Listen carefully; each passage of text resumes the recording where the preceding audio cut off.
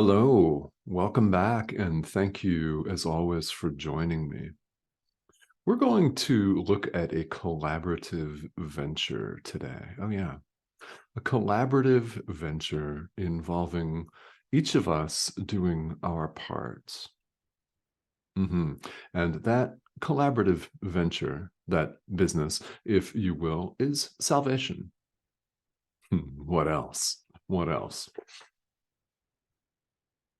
It's a collaborative venture, and we see this here in the text of A Course in Miracles, chapter 4, section 6, and we're looking at the last three paragraphs here, 6 through 8.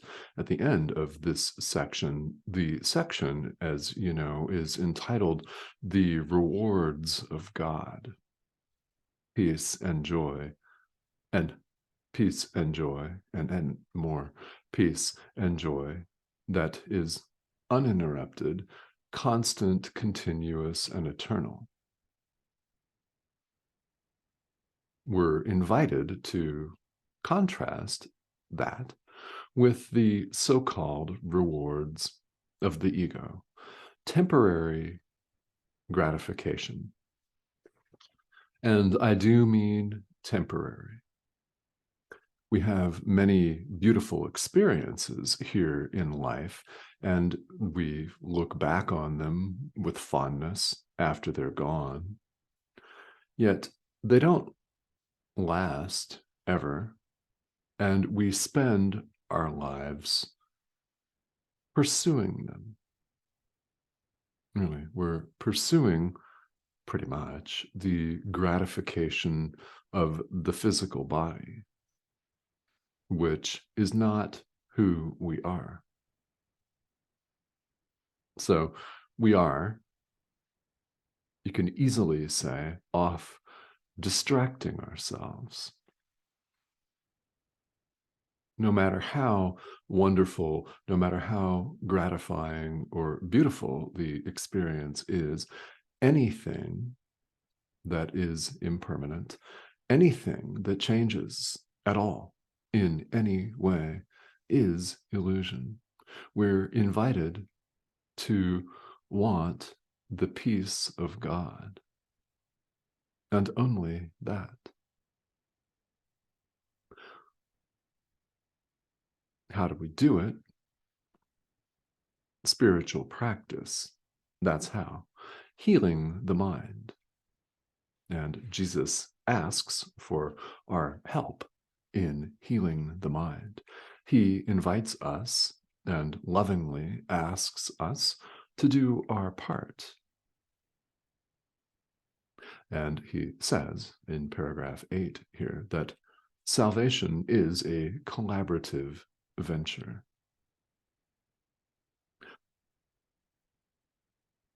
What we mean by this is that you cannot hide yourself from your brother. You cannot hide yourself from the Holy Spirit or Jesus. You can't run and hide and hope to experience the peace of God. Now, understand that you most certainly can run and hide. That's a choice. We can choose to deny all of this. You can choose to think that any spiritual teacher, no matter what tradition, is a complete moron, a charlatan, a fake, a hoax, completely full of shit, and you can run and hide. That is your choice. You can also choose to get in touch with your inner teacher and allow your inner teacher to direct your forgiveness, to direct your thought, to direct your speech, to direct every movement, your entire experience. You could get in touch with your inner teacher and allow your inner teacher to direct your forgiveness. That's what we invite you to do. Again, your choice. The beautiful thing, and it is a beautiful thing, here on the spiritual path is that the Holy Spirit does not force. Jesus does not force us. He does not coerce us. He does not threaten us. Not at all.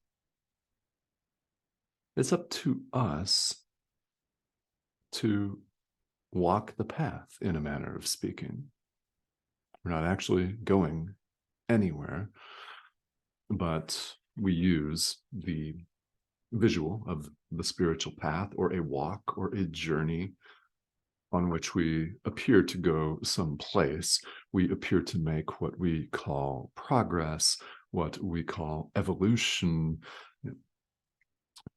You get what we're saying with those terms. It's removing barriers to truth. That's what spirituality is. So if you've heard in various traditions that it is an undoing or an unlearning, oh yeah, most definitely. So when you learn and adopt a completely new thought system, you unlearn the original thought system and replace the old thought system with the new one. That's in essence what true forgiveness, as it's taught here in A Course in Miracles, does. Our part is to identify the cause of our repetitive, habitual suffering and replace that cause with a different cause, with the thought system of the Holy Spirit, with love. It is a very powerful practice. It is the centerpiece of our practice in A Course in Miracles, is true forgiveness. So if you imagine that your mind is a movie projector, let's just say, and there's a dark movie theater with people in there eating popcorn. Some of them have opted for the fake butter that they have at the movie theaters, and they're wiping their hands on their jeans and stuff, and on the seats and stuff like that. But they're raptly watching a movie. Some people have popcorn, some don't. Dark theater, you're watching a movie, and what goes on the screen in front of you is life that is projected on a screen. Your mind is the projector. So depending on what's in the projector, you could watch a violent movie full of death and destruction, all sorts of conflict. Or you could replace the film with a peaceful movie, with something expansive and uplifting and tranquil and wholly joyous. Your choice. Replace the film. We're being lovingly taught to replace the film. This is the practice of A Course in Miracles, is clarifying our perception. And as we have seen in an earlier section of the text, clarifying our perception is a prerequisite for our awakening. From there, with clarified perception, perceiving things as they are, rather than as we would have them be, erroneously. That is the prerequisite, because when we perceive truly, then God takes the final step himself. The gap between ourselves and awakening is so minuscule that it is gone. God takes the final step himself. That is our awakening.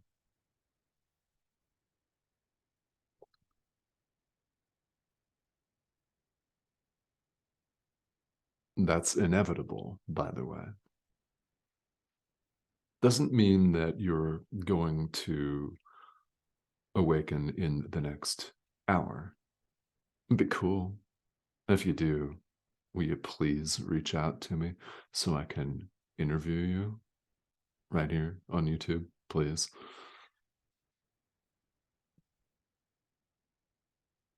Doesn't mean that this is going to take place today. Doesn't mean that it's going to take place in this lifetime, but it is certain. Why? Ideas leave not their source. The separation never occurred. So Jesus invites us here in the world to live so as to demonstrate that we're not an ego, that we're not an independent, self-sustaining survival unit in horrid competition with all of our neighbors who are out to get us. We're out to undo everything that we've ever made.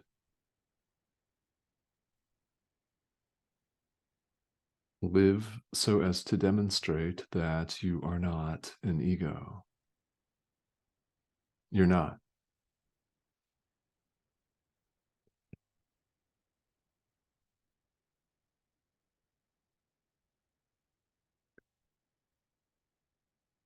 Jesus tells us here in these paragraphs that he does not choose God's channels wrongly.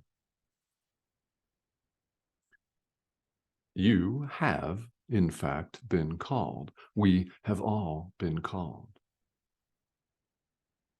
What we can safely say is different between you and someone else is that you're listening to the call. You are listening to the call. You're watching this video. This video series is entirely about A Course in Miracles, and it is the course. It is not my particular version of the course. There's one course, and it is a purely non-dual spiritual thought system. That's what we're talking about here, and nothing else. So it's an invitation to you to connect with your inner teacher and to do the practical work of forgiveness. Jesus has chosen you, and he does not choose his channels wrongly. Know that. He'll lend you his strength as long as yours is wanting. He assures each and every one of us that he will lend us his strength as long as ours is wanting, as long as we waver, as long as we hem and haw, as long as we are afraid to forgive the Son of God. He'll lend us his strength, so ask him for that. Now, you don't have to call your inner teacher Jesus, if you can, most certainly. You don't have to call your inner teacher the Holy Spirit. What you call your guide, your guides, it's up to you. It's up to you.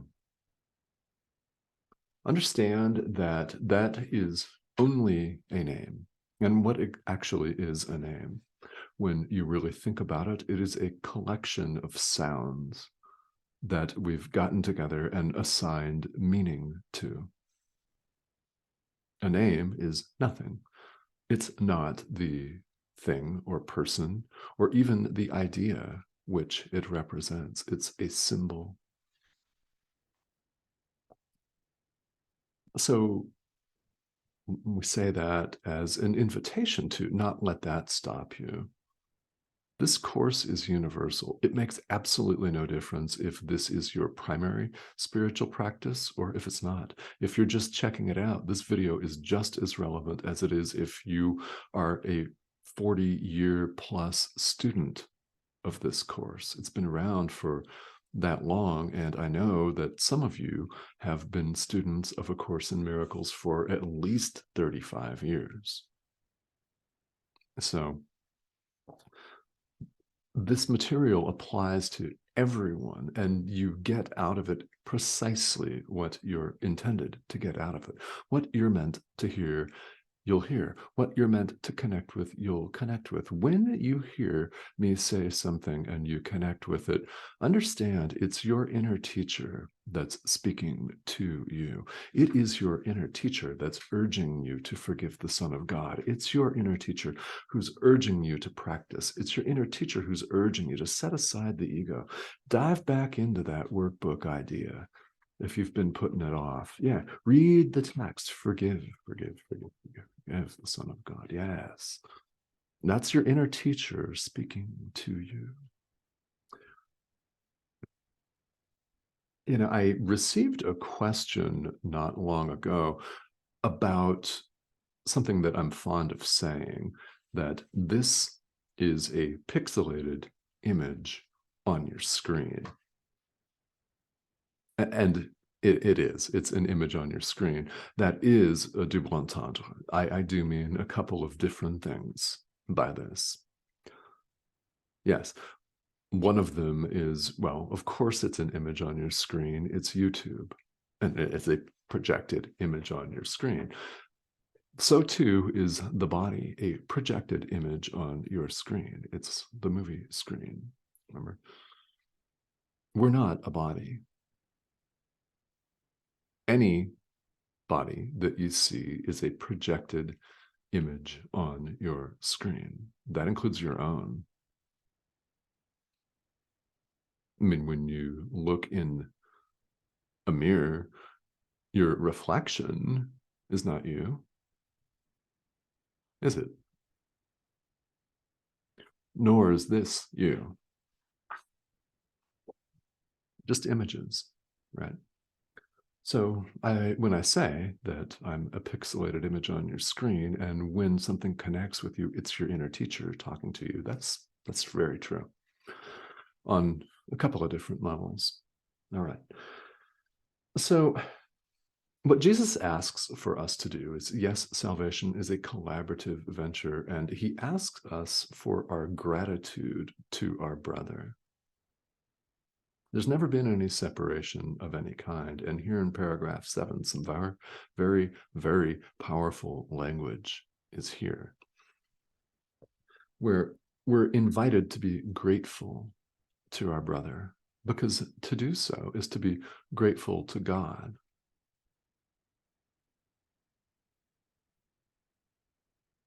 Your brother is your father.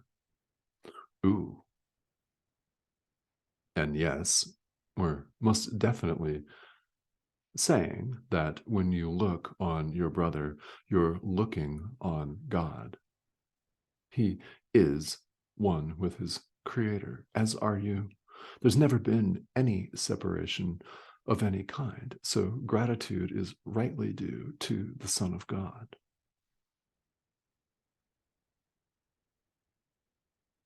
I invite you to read this section and let land for you what lands. Gratitude is a very, very powerful gift here. There's never been any separation. Really. You know what that means. Ideas leave not their source. You know what that means. We are an idea, the thought of God. In fact, we've been referred to as the thought of God in this course. Ideas, thoughts of God, leave not their source. So Jesus asks us to place our trust in him as he trusts us and believes in us. And he will lend us his strength while we discover that ours is wanting. What more can you ask for? All right. So thank you, as always, for joining me. Here is the subscription button, and I want to invite you to ask questions if you have them. This is, of course, a collaborative venture. Salvation's a collaborative venture. Wait a minute, where did I hear that? Yeah. So any questions or comments that you may have, I'd love to hear from you. And also, I have begun a live stream, which is every week. I actually had some technical difficulties today, Saturday, so I'll be doing it tomorrow over on my Patreon page. The link is in my bio here on YouTube, and those are up to an hour's worth of conversation. We've had a couple that have gone a little over that, but it's an opportunity for more in-depth discussion of these topics and live Q&A. So if that interests you, check that out. Subscribe here to the YouTube channel, because I'm here several days a week talking about A Course in Miracles, and we're going through the text. All right, so thank you, as always, for joining me, and I will talk to you very soon.